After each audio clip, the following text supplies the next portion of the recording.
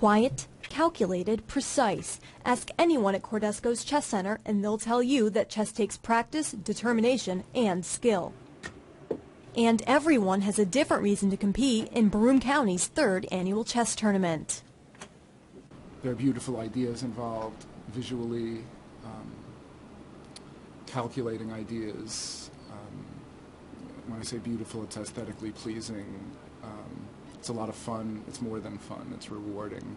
And there's a social aspect to it also. The chess people are great. And others say, when you're a kid, between now, thousands. We used to play thousands and thousands of games. There used to be a chess club at the YMCA downtown. It's fun because it's a challenge. But for Noah Drum, chess is a passion that he's had since he was 5 years old. You have to sit down and actually take the time to learn it. And once you play your first game, then you pretty much remember the rules. Yeah.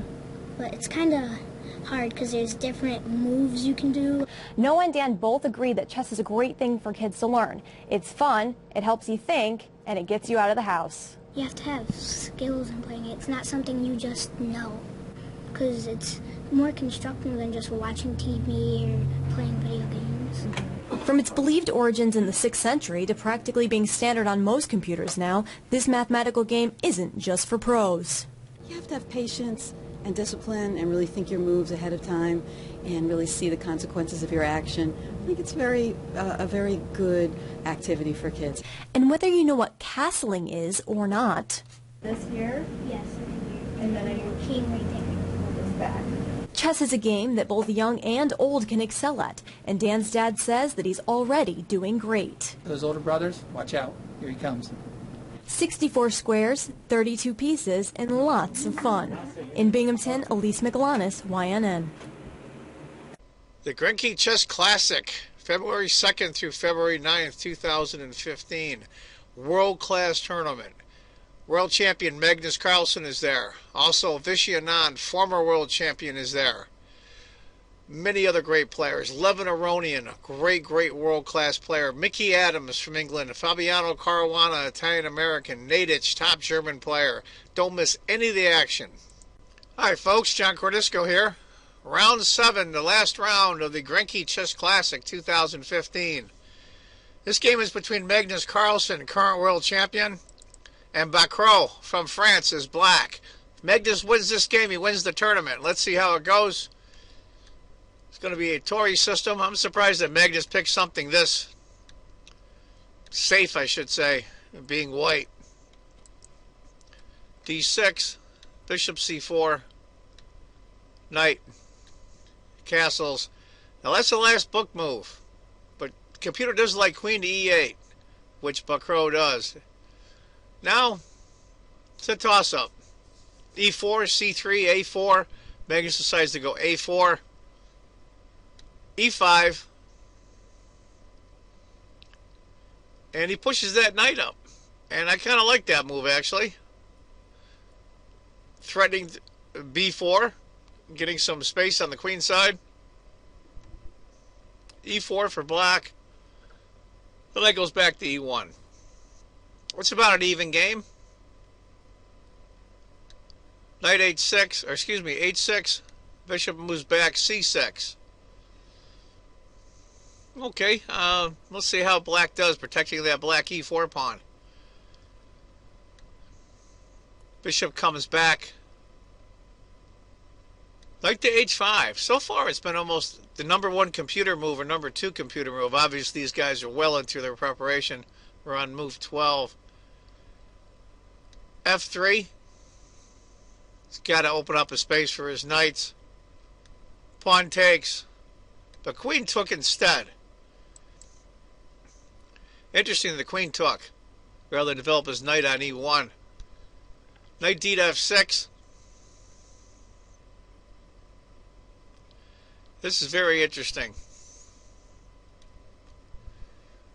Knight to d3, bishop g4. This is a very weird position, to be sure. Queen f2, at least I'm not familiar with it. Bishop e6, bishop takes, queen takes. Okay, we got some minor, 2 bishops traded. In 2 pawns, not much trading going on. A lot of maneuvering, though. Queen F3, stopping the pawn here or pawn here. Queen can take that pawn here. G5, hitting the bishop. Bishop comes back to F2 to help guard the E3 pawn. And then G4. Bacrot-Rd.'s going for it. Queen E2. Rook A to E8. It's got some serious action on here on the E file. Black's got some power. A6. Pushes the pawn up. Now that A6 pawn can be very dangerous later. We'll have to see. Rook A to E1. Knight to D5. Now it's showing the computer that Black's ganging up on the E3 pawn. Pretty funny. E4. If you can't defend it, push it. F5. Obviously, White can't take, or you lose the queen. You pick up a rook. Computer like queen to G6. Then after knight to C4, knight up. Knight takes, queen to E3 with a 0.00 game. But after F5, queen comes back, F takes, rook takes, queen has to back off. Queen takes the pawn. Queen takes, rook takes. Okay, let's clear the air here. A lot happening the last few moves. It shows it is dead even, but I think it's a little bit easier to play for Black, to tell you the truth. It's like White's pushed back a little bit. Black's got both his rooks on open files. He's got some pretty good pawns on the queen side. Only drawback for Black's the knight on H5. Now how is White going to develop the knight on D2? We'll have to see. Rook to D1, or excuse me, E2, and rook to D1 for Magnus. Knight to F6, finally gets that knight off the rim. As we all know, the knight on the rim is grim. Rook to G3. Now, you can just tell already this is going to be incredibly complicated. We have 6 minor pieces, 4 rooks, and 11 pawns. I mean, especially all the minor pieces. We're missing the light squared bishops, but 4 knights and 2 bishops is going to be incredibly complicated. How are we going to get through this? Knight goes back to H5, hitting the rook. Rook moves off. Rook takes, pawn takes. Now, this is Magnus Carlsen, at least the best player in the world currently. I just don't like the double pawns here. But he's Magnus Carlsen. Not as good would have been knight takes F3. Then after rook takes, rook to E1.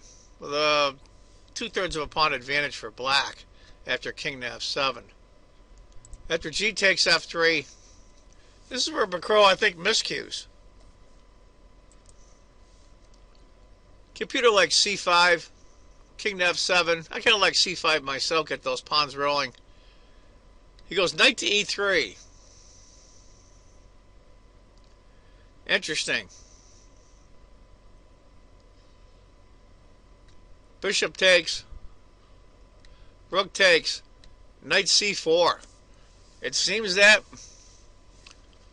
Bacrot has stumbled into a bad variation here.